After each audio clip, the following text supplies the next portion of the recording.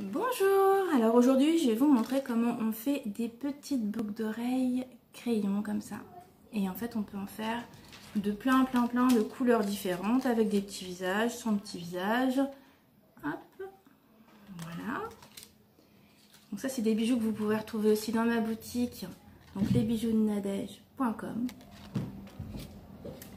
Mais c'est rigolo aussi à faire avec les enfants parce qu'on va en fait en les faisant, on va après les tailler comme un vrai crayon. Alors pour faire les petits crayons, donc ça c'est un petit crayon, il n'est pas monté celui-là, on va avoir besoin de 2 couleurs seulement. Donc ça c'est facile, à moins que vous vouliez faire un crayon un petit peu arc-en-ciel, auquel cas c'est pas là, mais bon. On va avoir besoin de pâte Fimo ou Prémo, ou tout ce que vous voulez. Donc d'argile polymère de couleur à peu près champagne. Alors pour ça, moi j'achète jamais des couleurs prédéterminées, hein. Alors pour ça, on mélange un petit peu de blanc, enfin beaucoup de blanc plutôt, un petit peu d'or, un petit peu de jaune. Et puis après, on va mélanger, puis on va rectifier avec un petit peu de jaune si on veut un peu plus jaune, un petit peu plus foncé, on va mettre un petit peu d'or. Et on va arriver à cette couleur-là. Vous voyez, j'ai toutes mes couleurs, en fait, elles sont retravaillées et elles sont stockées. C'est-à-dire qu'au lieu de les garder, d'avoir des couleurs vendues en magasin, je remélange mes couleurs. Tous les petits déchets qu'il y a, je vais refaire des couleurs. Je vais les mettre dans du papier de fleuriste, j'appelle ça du papier qui claque. Il faut vraiment que ça passe ces bruits-là. Et puis du coup, ça va conserver la pâte polymère. Et vous aurez des couleurs originales. Donc moi je vais faire des petits crayons rouges pour le coup. Donc j'ai préparé à l'avance ma petite pâte, tout simplement parce que quand on fait une vidéo, si on se met à malaxer la pâte pendant 5 minutes, bon ça va pas être drôle. Mais bon, chez vous, la pâte, on la mélange, on la travaille 5 bonnes minutes pour qu'elle soit souple. Sinon ça craque et puis ça veut pas faire exactement ce qu'on veut. Donc on va avoir besoin de pâte champagne et on va la passer à la machine à pâte au cran fin. Hop, donc là je la passe, je la rassouplis parce que bon je l'ai préparée il y a quelques minutes et puis si on prépare dans quelques minutes plus tard il faut quand même la retravailler un petit peu. Hop. Et là je vais la prendre au cran 7 pour avoir quelque chose de super fin. Voilà. On va faire pareil avec un morceau de pâte rouge. Donc la pâte rouge, c'est ce qui va être à l'extérieur de notre canne crayon. C'est ce qui va faire la couleur. Donc on veut quand même une certaine largeur de canne. Donc on va la faire sur une certaine largeur. On appuie un petit peu pour la préparer pour la machine à pâte. Et hop, voilà. Donc là, c'est pas un rouge conventionnel, j'ai mélangé du rouge indien, du rouge cerise, parce que je trouve que le rouge indien est un petit peu trop rouge pompier et rouge cerise pas assez rouge, donc bon, on mélange un petit peu. Avec le reste de la pâte, hop, je vais faire un petit boudin.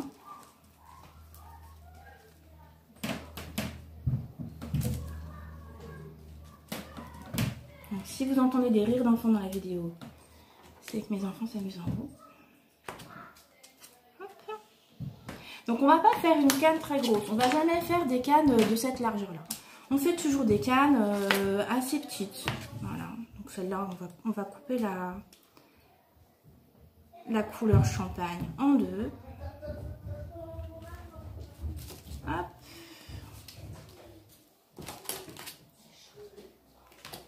Voilà, et donc on prend le petit boudin rouge.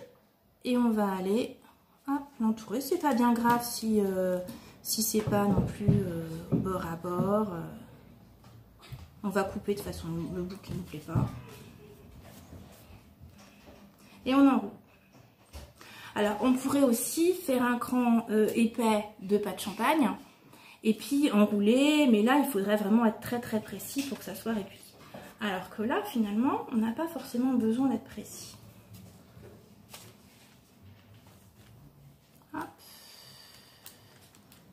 sera à peu près pareil. Et ça nous assure en fait que le boudin rouge soit au milieu. Bon, on va pas enrouler tout le boudin, il faut quand même garder une certaine épaisseur à l'intérieur pour faire la mine de crayon. Parce que si c'est trop fin, au bout d'un moment, la mine, quand on va la tailler, ben, on va pas la retrouver, quoi. Hop, il faut surtout qu'elle soit au milieu. Donc, je déchire un petit peu la pâte, je la mets de côté. Hop, je roule un peu pour m'assurer que tout se colle ensemble. Hop, on va couper les parties qui ne vont pas, parce que autant pas les faire travailler. Voilà. Donc ça, tous les petits morceaux, bon après ils vont être restockés, hop, dans ma petite machine à couleur. Ça nous assure de ne pas avoir de perte, de ne pas avoir à jeter trop, puis que la pâte durcisse. On coupe correctement le bord, parce que là par contre, il va falloir être précis, il va falloir faire un bord à bord. On coupe l'excédent là, parce que sinon ça va nous embêter. Donc on essaye d'être régulier quand même, sinon ça ne va pas marcher. Et on va enrouler tout autour.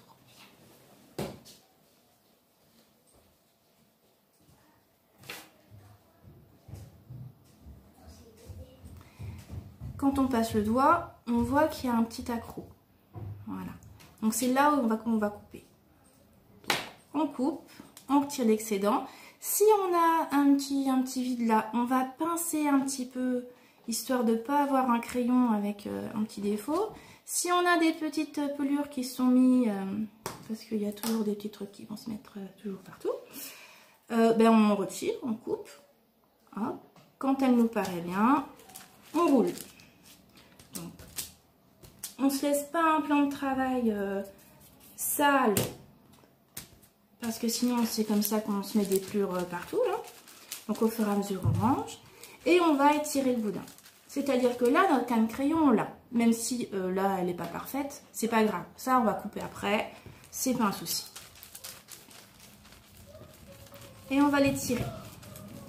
Donc moi je me garde toujours un crayon, plusieurs crayons quand je fais un modèle qui me plaît, et parce que bon, quand on vend les bijoux, il faut quand même toujours faire la même taille, toujours faire à peu près les mêmes couleurs. Donc je me garde toujours un petit modèle. Donc ça va être mon gabarit. Donc celui-là, il est cuit. C'est pour ça que je peux le manipuler comme ça. Et ça va m'assurer de faire des boucles d'oreilles de la même taille.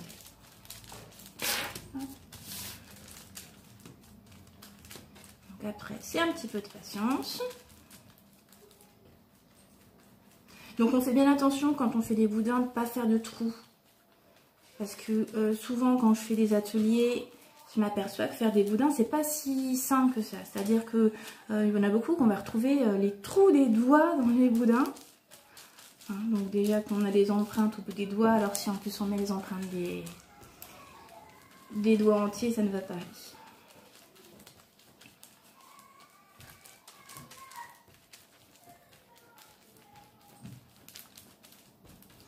Alors quand il est un petit peu long, pour pas que nous embêter, on coupe en deux, on travaille un côté, on travaillera l'autre après.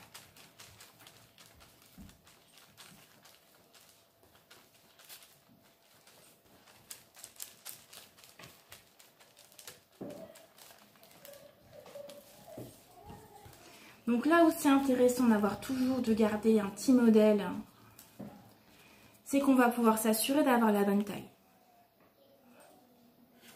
Vous voyez là, ça doit mesurer quoi, 0,6-0,7 mm de diamètre.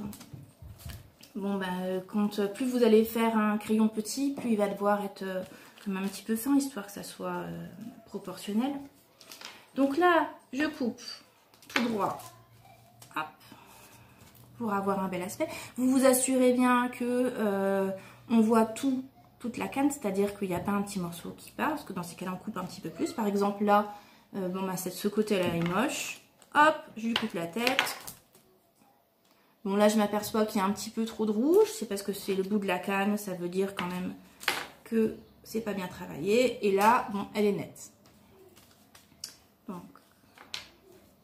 je prends mon gabarit, je mets au bord à bord, hop, et je vais faire des petits morceaux réguliers.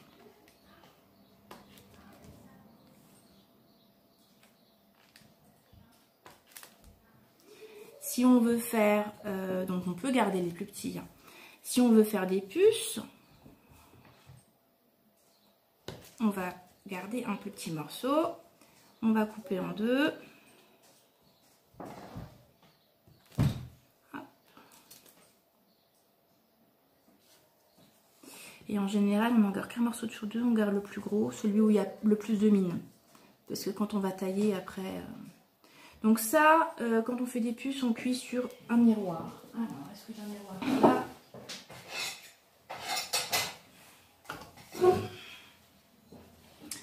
Quand on fait des puces, on cuit toujours sur un miroir pour nous assurer que ça soit complètement plat. Ça va cuire en état. Quand ce sera cuit, on va le tailler avec un cutter. Donc ça, les enfants, non. C'est papa ou maman, les cutters. Quant à cela, on va les cuire sur une plaque de four, sur du papier cuisson, tout droit. C'est-à-dire si vous le cuisez, puis d'un coup il n'est pas bien droit, tout ça, de toute façon il sera fixé. Il sera tordu, vous aurez un crayon tordu. Voilà. Et donc ça, pour montrer... Ah oui, il y a une petite étape aussi qu'il faut penser pour des côtés pratiques. C'est-à-dire que quand on va faire le crayon, on va le monter avec une petite vis. Et quand on arrive avec notre pâte Fimo qui est cuite et qu'on arrive avec notre petite vis et qu'elle ne trouve pas de petit trou, et ben c'est un petit peu plus dur à visser. Donc dans chaque petit morceau, hop, on fait un petit trou. À vous après de ne pas oublier dans quel sens vous avez mis le petit trou pour tailler le crayon dans le bon sens. Ça m'est déjà arrivé de tailler le trou. C'est une question d'habitude, on va dire. Donc, celui-là, il a été cuit. Donc, ça cuit 30 minutes à 110 degrés. Donc, après, vous pouvez le mettre carrément dans le crayon. Dans taille-crayon, pardon. Hop, et on va le tailler.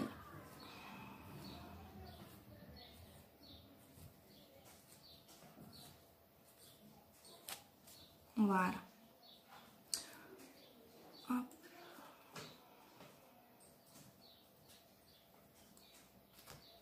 Voilà. Donc on a un petit crayon taillé.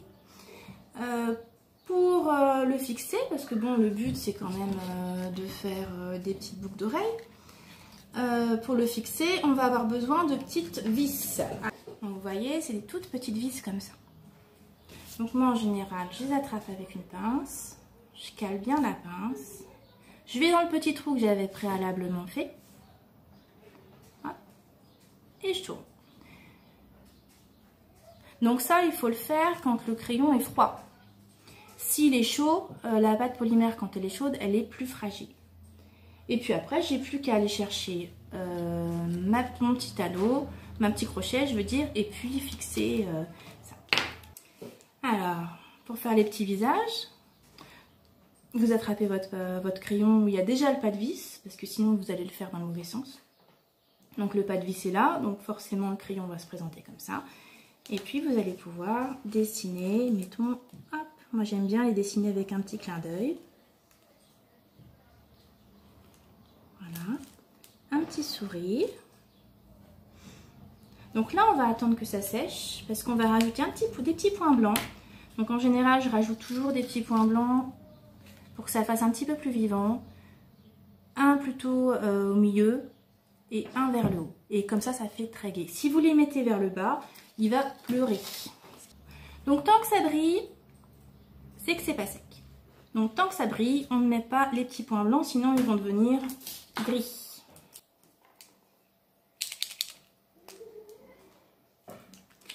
Donc pour faire les petits visages, j'utilise des feutres Posca. Donc c'est des feutres en fait avec de la peinture à l'intérieur. Pour pas que ça s'efface après, il faudra les vernir. Donc avec un vernis spécial Fimo ou spécial Premo, enfin la marque que vous voulez, mais spécial pâte polymère. Parce que sinon il y a des vernis à ongles, tout ça qui mangent la pâte polymère et vous allez gâcher votre travail. Hop. Donc pour le faire vivant, donc pour l'instant il n'a pas l'air jojo. Et dès qu'on va lui mettre des petits points blancs, voilà, il est déjà plus vivant. Après, pour lui mettre le crochet, normalement dans chaque système d'attache de boucle d'oreille, vous avez une façon de l'ouvrir. C'est-à-dire si vous regardez bien, il faut déboîter. Là, c'est un petit crochet comme ça. On déboîte sur le côté. On va hop, attraper notre petit crayon. On renvoie de l'autre côté. Vous faites bien attention que c'est assez serré pour pas que ça s'ouvre. Et voilà. Donc moi, dans ma boutique, j'utilise plus que des apprêts en acier inoxydable. C'est un petit peu plus difficile, un petit peu plus dur et tout ça. Mais au moins, il n'y a plus de risque d'allergie et ça ne se ternit pas, ça ne rouille pas. Voilà, vous avez vos boucles d'oreilles crayons qui sont réalisées. J'espère que la petite vidéo vous a plu. Si vous avez des questions, je répondrai en commentaire. Vous pouvez me retrouver aussi sur Facebook Les Bijoux de Nadège pour voir un petit peu ce que je fais. Et aussi sur la boutique internet lesbijousdenadège.com. Voilà, bonne journée!